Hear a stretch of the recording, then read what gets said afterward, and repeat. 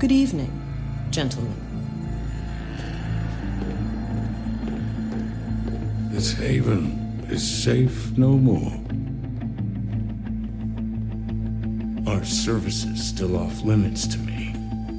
Under the circumstances, your privileges are reinstated immediately. What do you need? Guns. Lots of guns. Hello, and welcome to episode 180 of Pop Culturally Deprived, where each week we watch a movie I've never seen before, which is most of them, and talk about the good, the bad, and the excommunicado. This week we're going to be talking about John Wick Chapter 3, Parabellum, on your No Time to Dilly-Dally, Mr. Wick podcast.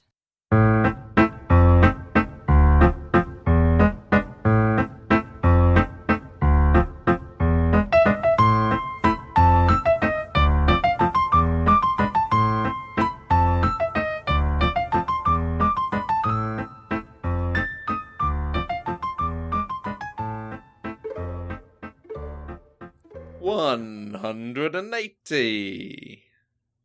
That's where we are. That's where we made it to. We have. And dilly-dally, shilly-shally, frankly.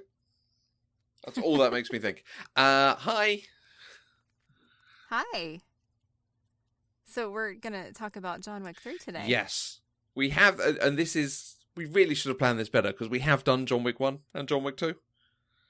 And earlier this year, well, a little while ago, we did The Matrix Revolutions, wrapping up another Keanu Reeves trilogy.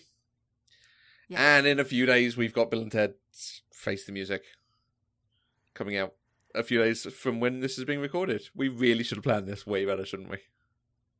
Yeah. Wow. Apparently, we are back in our Keanu coverage. Yeah.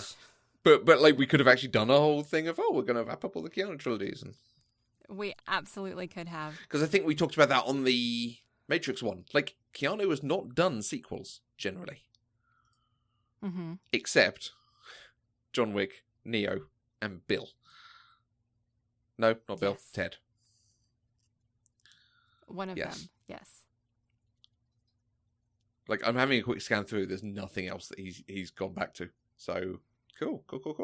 I always said I wouldn't believe there's going to be a Bill and Ted 3 until I'm sat in the cinema watching it. And it looks like I'm never going to be sat in a cinema watching that film. So, it ain't real. Oh, so they're not opening theaters over in the UK yet?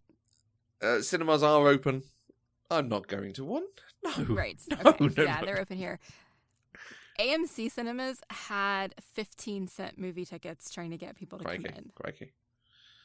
But yeah, no, I'm not going. I believe it's also being released on demand. Yeah, like, well, exactly. Yeah. Digitally right away. So I will probably do that. Mulan would have tempted me because I'm really excited about Mulan, but they're also doing that one digitally. Yeah, I'm not going to pay $30, pounds, whatever it's going to be for it. That's yeah, it's ridiculous for the two of us to watch a film. I get it. If you're a family of four, going to the cinema and buying the snacks and car parking and time out of your life and all that, compared to £30, it's quite a good bargain. Right. But just for two people. We have no kids, but we would still go out and watch kids' movies, frankly. Oh, of course. Wonder Woman 84, that's the one that's going to test me. I saw that a trailer came out this week, and I have not watched it yet. Yeah, I mean, it's DC, so I'll always be there for it, but like, the first trailer was so good. The first trailer, every time we saw it, we turned to each other like, we have to see that. It looks so good. Yeah. So, It does. But I will be able to wait. There is no movie that I can think of that would make me go to the movies right now. Black Widow? No, okay. I still wouldn't go. Even if Avengers Endgame came out right now, I still wouldn't go see it. Right. Like, we are hardcore into this quarantine in our house. Absolutely. Same. Like, wear your damn mask, people. Absolutely. Protect other people. Be a good citizen. But Wonder Woman's going to make me think about it. Speaking of DC, did you watch the new Batman trailer? I did. That I dropped watched yesterday? all of them. They had a day celebrating DC news. Of course I watched it. I was sat there scrolling on. And because they started at like 5 p.m., 6 p.m. UK time. And then it ran through the US day. So There were bits of it at the end that I had to pick up the next morning. But very excited. Yeah, like, I will wait to see. It's a little bit Chris Nolan for my liking. It is very Chris So, Nolan, yes. you know, I'd like something a little bit different compared to the stuff they're talking about with Black Adam and The Flash, the new Suicide Squad stuff. The new Suicide Squad game, the new Gotham Knights game, which looks amazing. There's some very cool stuff coming.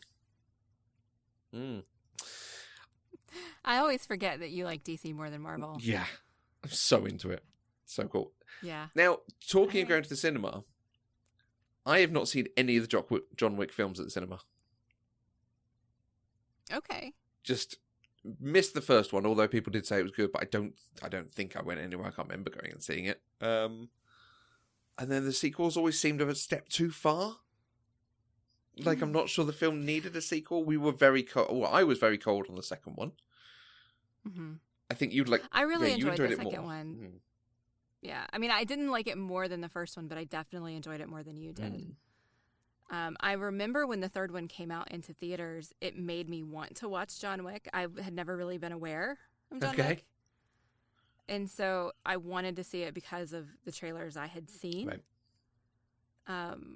And I remember it being immensely popular when it came out. Like, it broke some box office records or something. Yeah. Or maybe it just debuted #1 that weekend. Yeah, highest rated R, all that kind of thing. A lot of people saw it. Not us. So John Wick 3, and this is one of those unusual ones where neither of us had seen this film going into it. This is my first experience of it as well. So you chose not to watch it because you didn't like the second one? I wasn't so strong on the second one, and I knew we were going to come, because at that point I think we were talking about circling around to do this series. So I was like, well, I'll save the third one for when we do it on the podcast, because I'm not sure I'm going to want to watch it twice. I think this one, you and I have ended up in a similar place. I believe we have. Is the vibe I believe I'm I'm more generous than you are, but I believe neither of us are really excited about this movie. Yeah, any thoughts on it? So it's 100% fan service. Okay. We were 35 minutes in before we got a semblance of a plot. We looked. Like, we stopped the movie and looked to see how much time had passed before we started getting an actual story. And the story itself was so thin and didn't hold up. Like, I had this whole thing in my head that I thought was going to happen in the last half of the movie, and I wish it had, but it didn't. And instead, you get John Wick chopping his own frickin' finger off and giving up his wedding band, only to turn around and decide, oh, never mind, I was wrong. Yeah. Like, what? No, not a fan. I think it was way too much fighting, way too much forced humor, and not enough plot. It's like they realized what the fans liked from 1 and 2 and were like, okay, we have to check all these boxes. And they wrote around the boxes. Right, yeah. Figuring out a story first and then figuring out the best way to tell that story. Does that make sense? Yes. Okay. What, if you say 35 minutes in, you're going to have to help me here, but what happens then to start the plot? Is that when he starts going to Angelica Houston?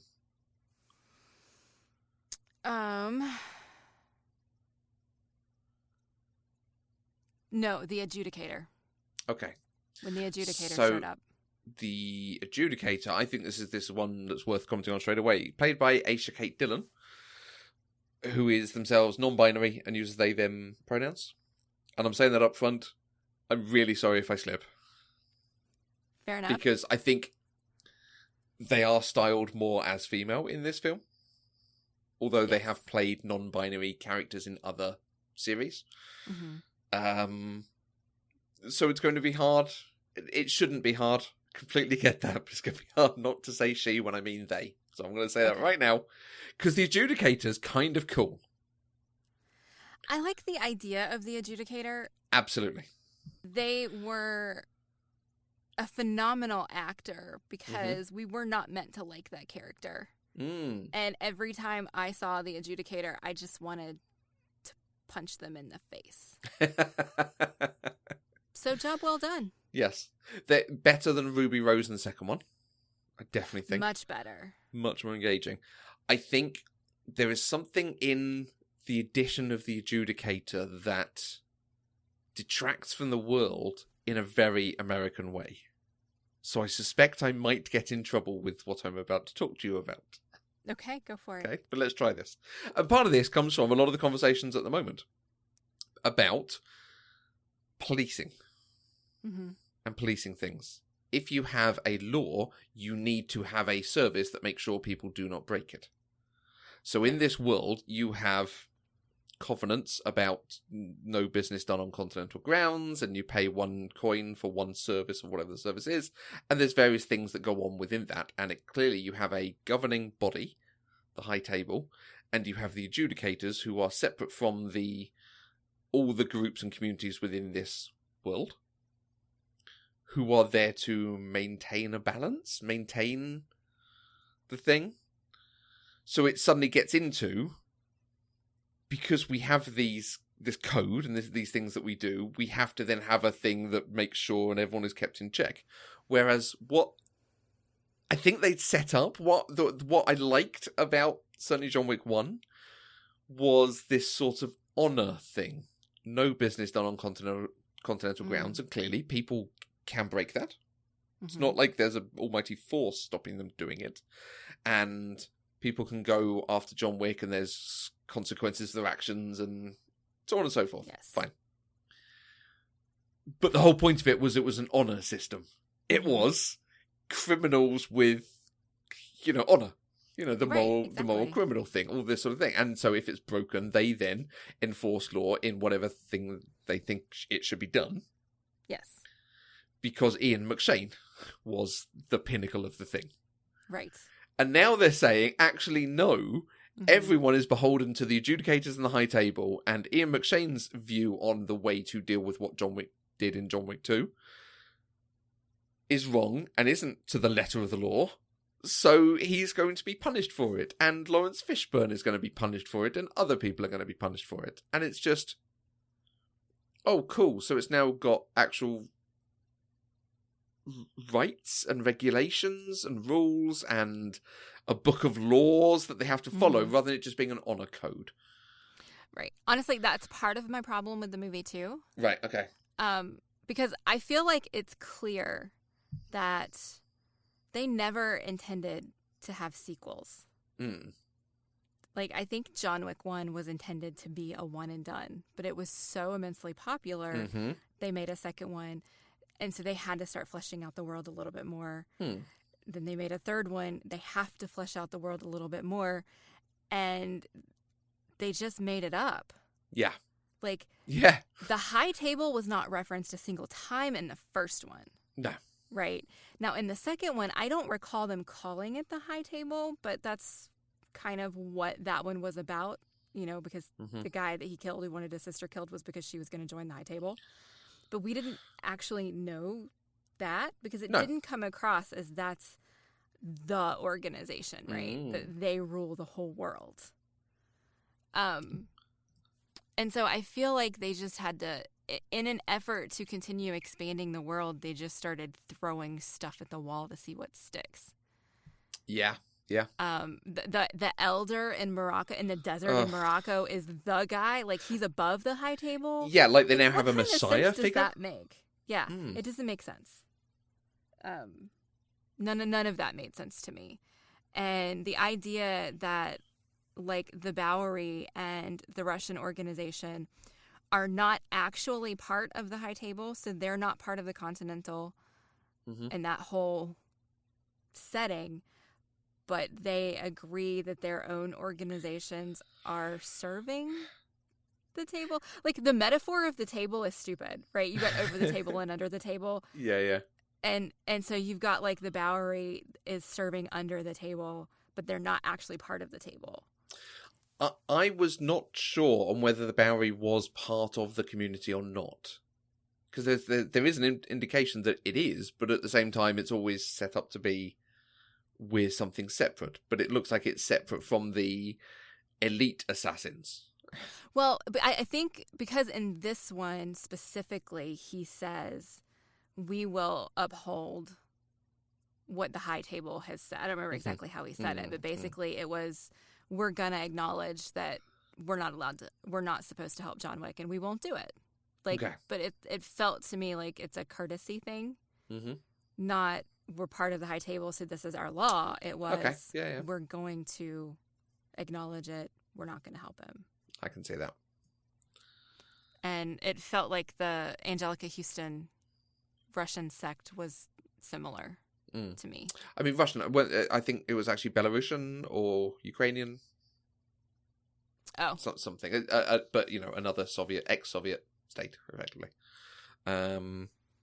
Yeah. So that I think is like I really like the Adjudicator and bringing some of that down, and like what you've done before is causing you consequences. But it just feels like the same thing they did in the first and a bit in the second one. But now it's on the people who were passing consequences. And it's almost the escalation they do in the Pirates of the Caribbean movies. Where you've got all these pirates fighting against the East India Trading Company and ghosts and zombies and so on. And then suddenly there's a high table of pirates that suddenly Jack Sparrow is one of and his dad is one of. Oh, okay. What? right. What? Why do we need that? We've got pirates and ships fighting each other. It's good enough. And there is something in this that I wish they had sort of worked more to the honor system or not invented this. Now because this actually sets up that you could have all these rules written down. It's not just this is a world you learn and you do and so on. And it's just in the same way I got annoyed with how big the world became in the second one. Like suddenly you've got Suicide Girl secretaries. Yes. Doing stuff. Now we've suddenly got a body who investigate problems in the world. Auditors. Yeah. For full disclosure, I had to look up what adjudicator meant. Okay. I was like, I've heard that word before, but I don't know what it means. And it's really reminiscent of other things that I've seen that do exactly this, that have, the good side and the bad side, and then the Inquisition who sit in the middle and maintain the balance and maintain that everyone is doing the right thing and so on. And I feel like it works in a kind of mystical setting, but in what is supposed to be a really real-world setting, it just feels like weird government police force. And right now, it's a very weird thing to see on your screen and think about, why are we doing this thing? Because let's circle around to what your idea was, because we had exactly the same thought of what was coming. Okay, I was going to say, let's talk about what would fix this. Yeah, there is the thing that they could have done that would have been very cool. If you say you've got the high table, and you say you've got these people being kicked out from their places in their organisations, where do we go from there? Right. So, we're 35 minutes into the movie, so not even halfway. We're a quarter of the way through this movie, right? The adjudicator shows up. She goes to talk to Lawrence Fishburne and says he has 7 days to give up his throne. She goes to talk to Ian McShane, tells him he has 7 days to give up his spot at the Continental. And we've got John Wick, who's already on the run, right? That is the perfect setup for these three men to team up to take down the frickin' high table. Is that what they did? Absolutely not. Did any of this have anything to do with the plot of this movie? No, it did not. Are they trying to set up a fourth movie? Yes, they are. Absolutely. I'm a little bit irritated. Can you tell? That's the big problem with this. At least, so, if 35 minutes is when this film starts, 35 minutes is the epilogue of Chapter 2. And a lot of what they're doing here is setting up Chapter 4. Yes. So this does not exist as a film on its own. At all. Utterly. No. And I'm not sure Chapter 4 will. It feels like it's a 5-film franchise at that stage. I don't think there's enough story for it to be a 5-film franchise. Well, there wasn't enough story for it to be 3 films. No, actually there wasn't. I think one of my thoughts was I need more movie in my movie. Honestly, because it was just out of the gate, it was non-stop fighty, kick. Yeah. Violent, heavily violent fighty, kick. That stuff with the book, and then the stuff with the knives. The eyeball, the skull and the eyeball. The book I was okay with. I was like, wow, that's really cool. The Foley guy did really great with the audio. That was cool. But then we got to him poking the eyeball out and... I mean, the eyeball thing, because it's one continuous shot, you can't see how they did it. Mm-mm. It's a really good effect. But at the same time, he is slowly pushing a knife into a man's eye. And face. Like, Yeah. I don't need it that slow. I don't need it that close up. And I don't need to... I'm really sorry to people on the podcast who didn't even need to hear it on a podcast. Because it's really grim. It is. Mm. It is. Is this us? Is that actually the modern storytelling way of developing movies and franchise is that you tell it over a number of films and that you bring them out and people follow the story as they go? Is it that me, are expecting to see a movie and have a story and a beginning and a middle and an end and a conclusion and we're happy? I don't think so, because that's not me. I love, we've talked about this in other franchises. I love staying in a world for a long time. Mm-hmm. Like, I love following characters, seeing what else is happening in their life, seeing what's happening around them. I am here for that. But it has to be done well and in an interesting way. And John Wick 3 wasn't. John Wick 3 could have been distilled down to about 30 minutes with as much plot as we got, as far as advancing the story of John Wick's life. And whole sequences could have been cut. Yes. Him going to Casablanca and having this thing in the desert and so on, certainly so far hasn't come to anything. So maybe it's going to come to something in a future film, but... And it feels like this is a world away from DC and Marvel having moments in their films that they're going to pay off in the future. Mm-hmm. A moment with the Flash seeming to come back in time and them going, oh, that's actually going to be from a future film. It's just a thing that's going to pay off eventually. Right. Is way different from, here is literally chapter 3 of a 5-chapter thing. And now you're going to wait 2 years for chapter 4. And then it's going to be, you're eventually going to maybe get a conclusion. Yeah. I don't see that you watch this and go, oh, yeah, really happy with the John Wick trilogy. Really good with where that was left off. Great. It's just about selling the next cinema ticket. I feel like they assassinated John's character a little bit in this one. Okay. I don't for 1 second believe that John Wick would have repledged fealty to the High Table. Right. I don't. Okay. I think the idea that he wants to stay alive so that somebody can remember Helen and their love is bullshit. Okay. And for him to so easily go back to that, but then just as quickly, Winston talks him out of it. Mm-hmm. Like, it didn't make any sense. It's really strange, isn't it? It is really strange. Like, I was, like, so in the beginning, Joseph and I were talking while we were watching this, and he raised a really, really good question. He said, what is his motivation here? Why is he fighting so hard for his life? Like, what is his will to live? Like, where is this coming from? Why doesn't he just give up? Like, he doesn't have anything, right? And so we weren't really told what his motivation is. Like, we know in the first one, it was revenge over the puppy, the car and the puppy. And the second one was, he had to call in the marker and then revenge again. Like, so he's always been driven by this need for revenge. This movie did not have that. This movie is John Wick running for his life. Yeah. Why?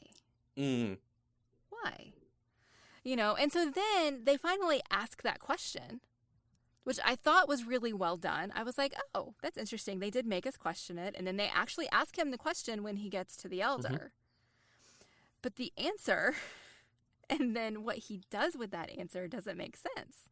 Because the answer is, because I want my wife, who I loved, to be remembered. And if I die, no one will remember her.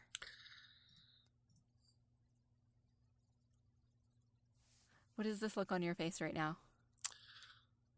I can just about buy that. But I think part of the point you're making is it comes so late into the film. that we're finally given something. And to be honest, whether you buy it or not, that's the answer they're giving us. Right.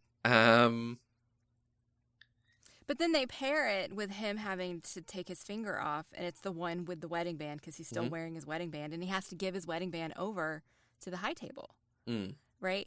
And John Wick from the first movie would never have done that. Right. Ever. And so for him to go through all of that, and then to end up back at the Continental willing to kill Winston until Winston talks him out of it, like, what's the point? And that's the sort of thing that it feels like will be answered in a future film. Yeah. And the other thing I'd completely forgotten, I was thinking about this in the same way you were whilst watching. The thing they don't do is the thing the good, complex movies do. They don't give us an audience surrogate. There's no one in this film who gets things explained to them. Right. So it'd be really good if at some point he went to someone else who got out. Someone else no one else had ever gotten out. Well, someone else who was excommunicado and, got back in, maybe, let's say.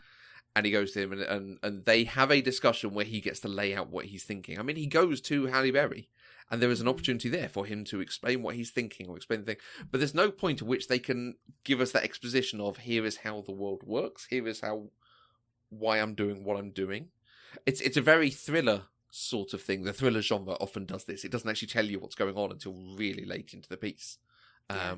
We have no idea that he wants to make amends and live until he gets to Barada, I think, with Halle Berry.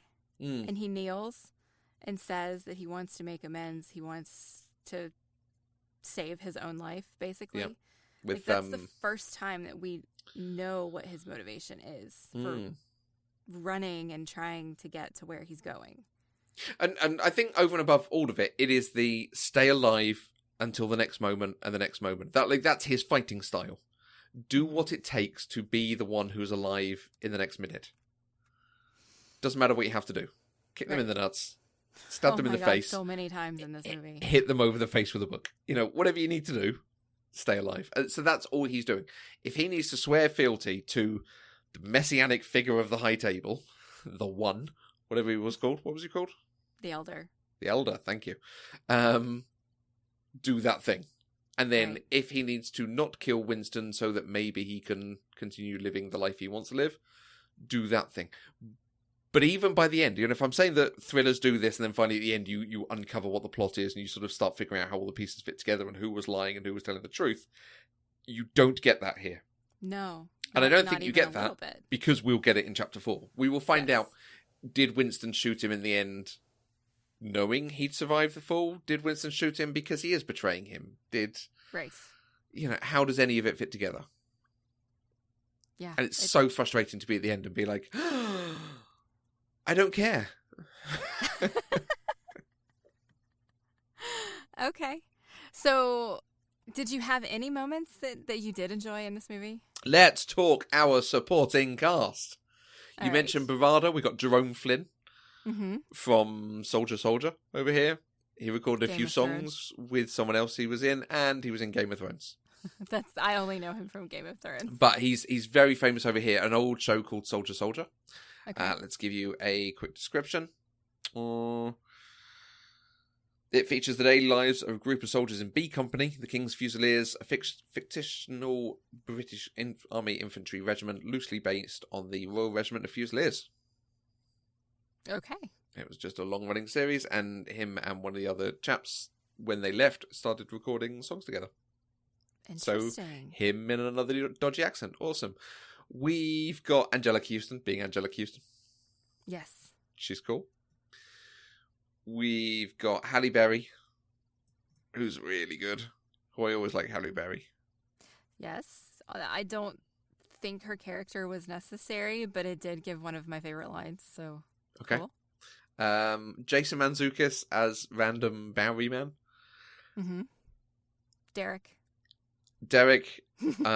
he's from the How Did This Get Made podcast. He's in The Good Place. He's in Brooklyn Nine-Nine.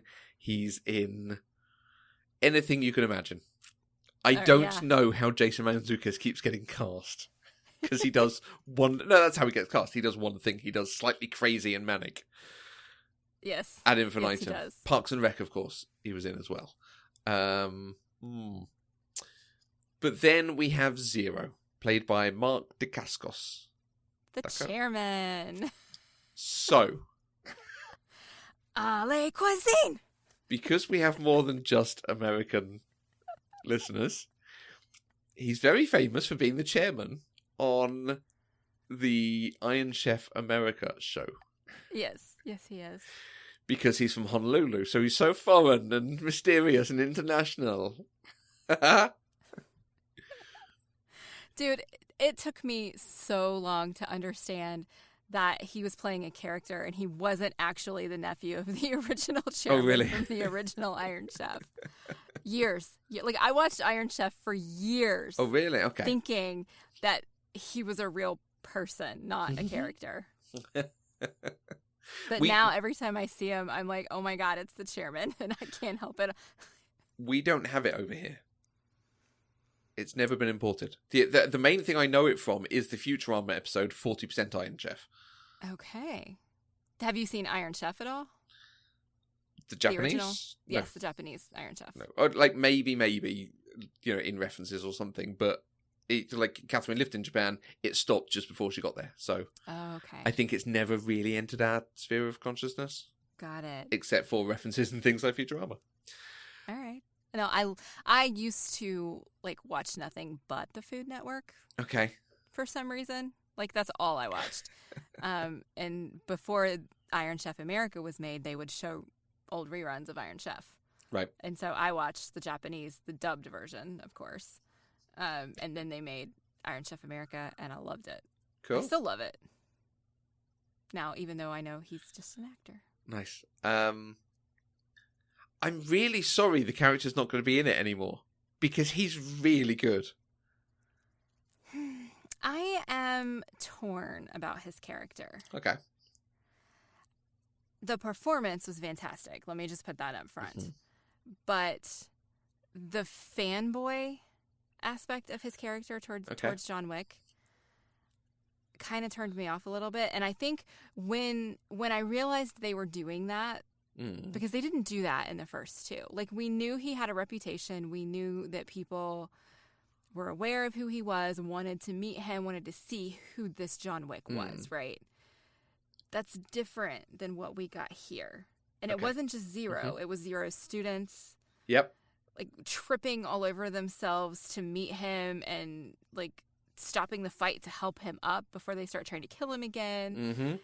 And it didn't work for me. Okay. I really like that. I like that whole thing. I wish we had had even more of it as a, like... Oh. I've tried to become the best that I can with all these tools and all this fighting and all this, and people always tell me John Wick's the best. Mm-hmm. And I've always been in your shadow and all this sort of thing, and I love seeing you work, and you're so good. Let's see what happens when we throw down. Yeah. Like, I really like it. I'm here for it, because it would be so easy for him to have been boring other assassin coming to hunt him. Mm-hmm. It would have been the easiest thing in the world, and we wouldn't even have noticed. But for it to be a character who's actually somewhat memorable and doing something that's like, excited to see him do it, and sending his students and saying, treat him with respect. He's John Wick. He's great. And because they do that thing to him, John Wick treats them with respect. Again, it's the honor code thing that works really well for me. Like, this is really good. And then the fights themselves are really good. Although fairly brutal at times, but... And very long. Yes. There was a lot of kicking and punching. We lost count of all of the groin shots. Yeah, he did. Between John Wick and the dogs. Yes. Like, it was so bad. So bad.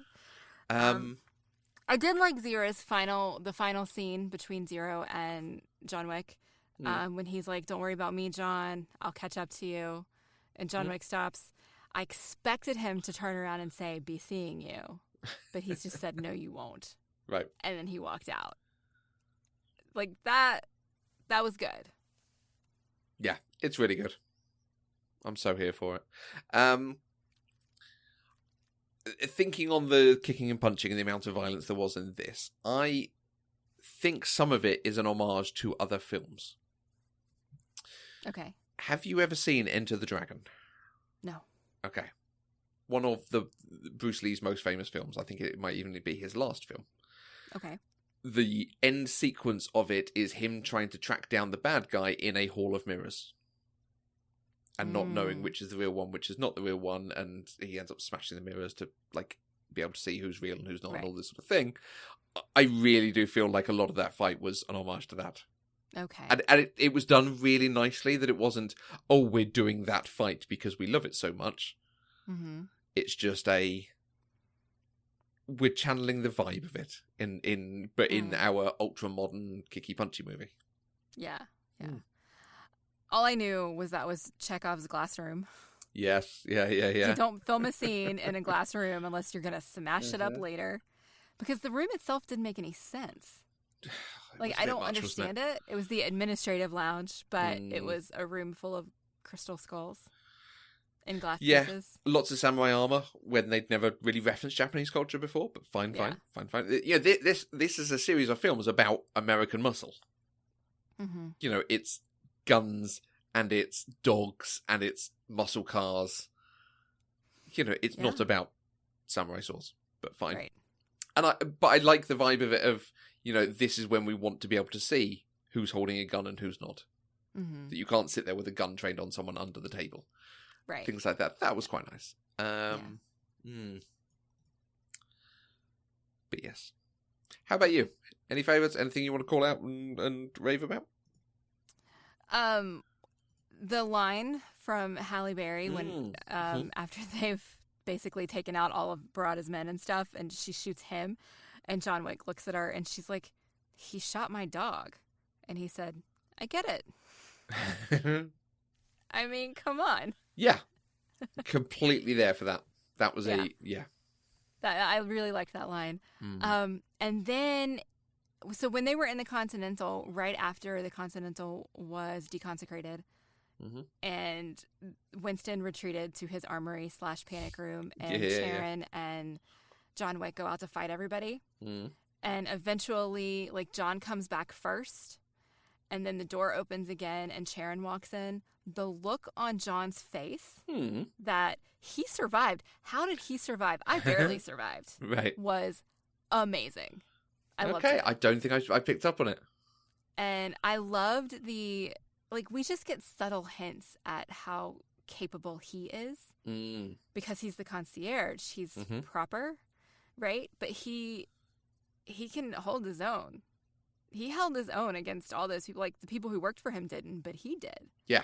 It was good. And he's the one who taught John Wick that, well, since you've been away, there have been some armor improvements, and showed him, don't take the gun you like, take this other gun. And so we just kind of get hints of it, and I am looking forward to seeing more of him, which I think we might in the future. But yeah, so Lance Reddick as Callan, however you say it. I think he made such an impact with only a couple of moments in the first film that you can see why it's worth including him more and more. He's so good. Yes. Although the entire time Joseph and I were making Destiny jokes. Well, yes. I mean, not only because of him, but because of I guess maybe because we were playing the PvP trials all weekend. Like, so many of John Wick's shots, and particularly once they got the armor-piercing rounds in the shotguns, Joseph and I were like, the only thing they're not doing from a Crucible match is doing the sliding before they shoot. Like, everything, it was like out of the Crucible playbook.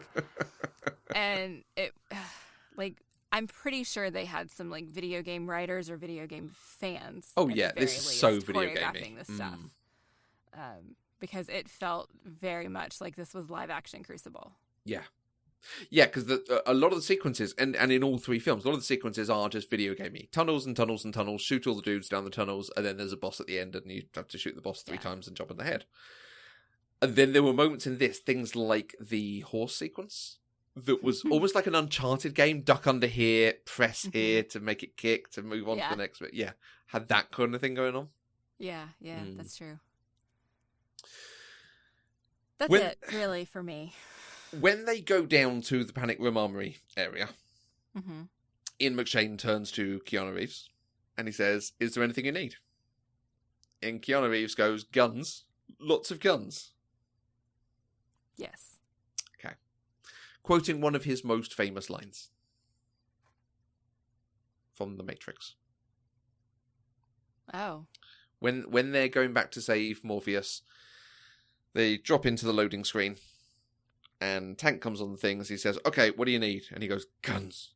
Lots of guns."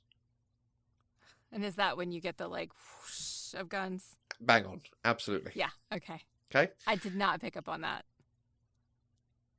That's effectively my discussion then, because I swore at my screen when they do that. That's Why? the equivalent of getting Arnold Schwarzenegger to say, "I will be back in every single blooming film." At some point, it's like, oh, come on. But it's not every single film. It's not, but that is his most famous line. And yet, this is the flip side. In The Matrix, there's the bit where Lawrence Fishburne, and again, part of the point is, it's Lawrence Fishburne and Keanu Reeves in a film together. Lawrence Fishburne jumps way over the street, and Keanu Reeves watches him jumping and goes, "Whoa." Quoting one of his most famous lines from previous films that he had said in a number of films. And that's a funny moment. So why is that funny? And in this one, saying the line "guns, lots of guns" is just... Is it because it's so obvious that it's not even gracefully added into the thing? I don't have an opinion because I didn't even catch it. So I don't even know what... If I had realized it, I probably would have liked it. Because it was a callback. Right. Because for me, all of the references to the dog in this one, like they shot Halle Berry's dog. Angelica Houston was like, "Why are you doing this? For a puppy?" Like, I enjoyed those callbacks to the first one. So I'm more likely to enjoy it if I catch it, but I just didn't. Okay. So I'm sorry. The dogs were very cool. I enjoyed the fight sequences with the dogs. I think they were very CG dogs. Oh, really? Mm. I didn't pick up on that at all. I just thought they were really well-trained dogs and hoped that those actors had a lot of padding on. You think the dog jumping like 10 foot up a wall to bite a man? Oh, no, I think that's absolutely possible. Oh, okay. I've seen videos of dogs doing that. Okay. Jumping that high to catch things. Okay. You don't look like you believe me. I'm dubious on this film set, some of them. It's one of those possible. Things. Is it cheaper and easier to have a CG dog or a real dog do it? And at this stage in the world, I don't know. Fair enough. I would say even if that scene was CG, a lot of the dog scenes were not. Okay. Yeah, when he shot the dog, I did have a moment of like, I'm going to need to warn Mandy. I'm going to need to warn Mandy. Yeah, no, and then the dog got up, so I was like, it's fine. I'm not going to warn Mandy. She's going to be pleased when the dog doesn't die. Yeah. I had made a comment, they put a bulletproof vest on a dog. This is fantastic. But then the dog still gets shot, and I am furious, typing in all caps at this moment. Why did nobody warn me? They were supposed to warn me after the first one, and then the dog gets up and everything's fine. Yes. But there was a moment where I was severely irritated.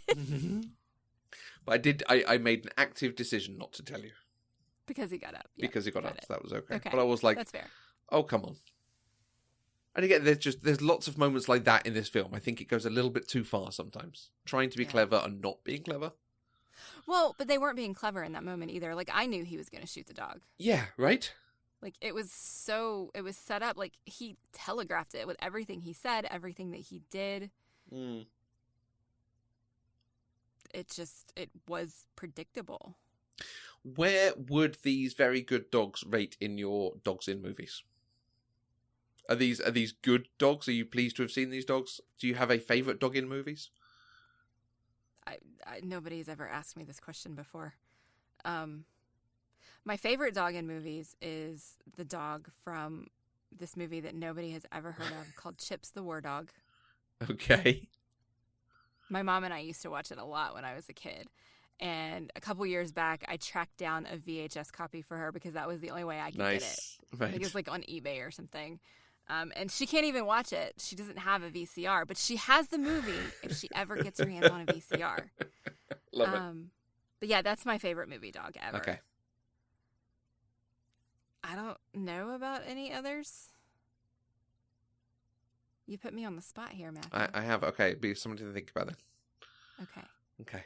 I did like these dogs. They were very good dogs, and they were very well trained, and they took care of their master. Yes. Okay. Okay. What's next? I don't know. What's next? We're going to talk about Star Trek Insurrection. We are. Yes. We are. Have you heard of Star Trek? Have I heard of Star Trek? No, I'm not sure that I have. We're almost through the Star Trek films, so we're going to continue wrapping up franchises and series. Yes. Good. Yes, Any we have 2 more Star Trek movies to go. coming out of First Contact? Any thoughts for what's coming in Insurrection? I don't actually remember what First Contact was about right this minute, The so Borg I have one. no thoughts at all. Okay. The Borg Queen. Yeah. Yeah. Okay. I do remember that now. Okay, good. I'm guessing Insurrection is not about the Borg? No. It kind of sounds like it's going to be a coup, mutiny in Star Trek, maybe, in Starfleet. Some sort of insurrection, perhaps. Insurrection sounds like it's coming from within, so Okay. I don't know. As opposed to outsurrections. Yes. Let's ask people to hear about film dogs, because film dogs. There are dogs. a lot of dogs on film. There are, but all of the ones I can think of right now are the ones that make you cry. Like Old Yeller or Where the Cujo. Red Fern Grows. They make you cry. And I Okay. know there are happy dogs out there. There are wonderful, happy... Ooh, The Dog and Up. That's a good Okay, happy yeah, dog. Doug. Squirrel. Doug. Yes, Doug is a good dog. I would love to know more happy dogs where they don't die. Marley and Me. That's- That looks like a happy dog. Seeing the life of a dog. I bet that ends really happily. You're mean. You're so mean. One of the worst films I have ever seen is about a dog, called Because of Winn-Dixie. Oh, that was on our SF pop list, but we never got around to it. Oh, it I was still really haven't bad. seen it, but Really I bad. want to. Yeah. And they named the dog Winn-Dixie. It's not because of a supermarket, but I suspect the supermarket paid a lot of money for it. Oh, I assumed the dog was named Winn-Dixie because of a Winn-Dixie in the movie. I think they find it in Winn-Dixie. Okay. Interesting. You've made me wonder whether it's based off a book or something now. I have always assumed that, like... I'm trying to remember American supermarkets. Albertsons? That is one somewhere. It's not Okay. in my region.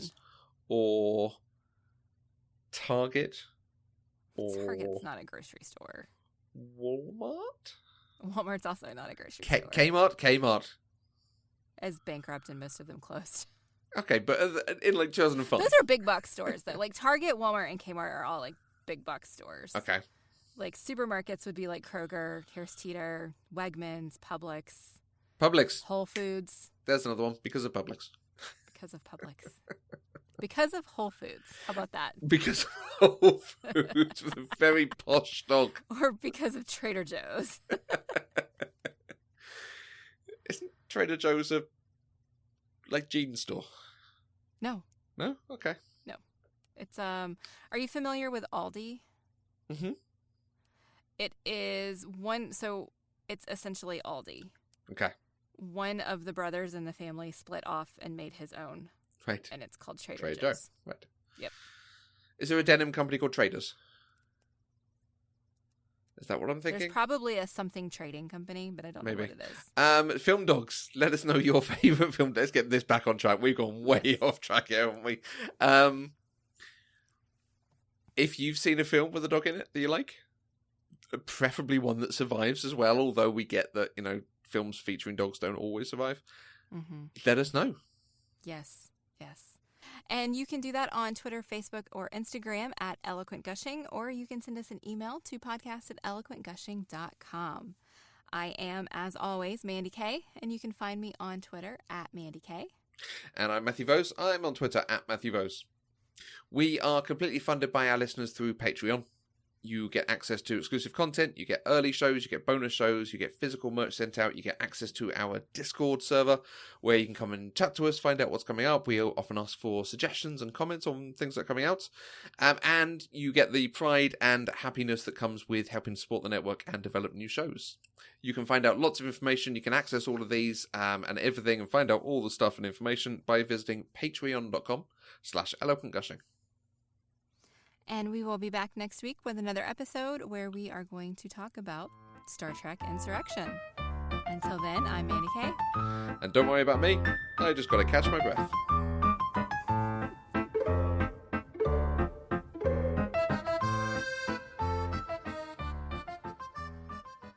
Pop Culturally Deprived is an Eloquent Gushing production. For more information, go to eloquentgushing.com or find us on Twitter at eloquentgushing.